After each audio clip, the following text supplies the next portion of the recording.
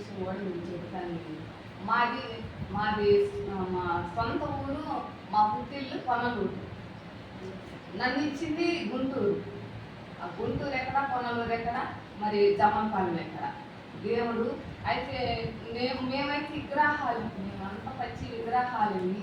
అయితే మేమైతే కొన్నిసార్లు వాళ్ళు దేవతలు అనేవాళ్ళు ఊరు ఎలపట వెళ్ళి అన్ని వంట సామాన్లు తీసుకుపోయి అక్కడ వండుకొని తిని అక్కడ అర్పించి అక్కడ వచ్చేవాడు. అలాంటిది ఇట్లా యేసు ప్రభునికి ఎట్లాగా వేసారో పట్టలో అలాగా మాకు కూడా అట్లాగే మేము కింద నడవకూడదు. మమ్మల్ని నడిచిపోయేటప్పుడు అక్కడికి గుడి దగ్గరికి వెళ్ళేటప్పుడు అట్లా చీరలు పరుచుకుంటా పోరు. అలాంటి జీవితం మనది.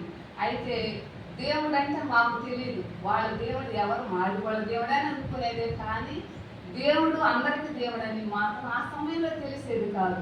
నేను ఒకసారి నాకు చెవులు వినపడకపోతే నా చిన్నప్పుడు సమయంలో నేను ఒక దత్తాత్రేయ అని మీకు తెలిసే ఉంటుంది, ఎక్కడ మాలకొండ దగ్గర. అక్కడికి వెళ్ళేదాన్ని. అక్కడికి వెళ్ళి వరపడితే దేవుడు కనిపిస్తాడని కళ్ళు మూసుకుంటే అసలు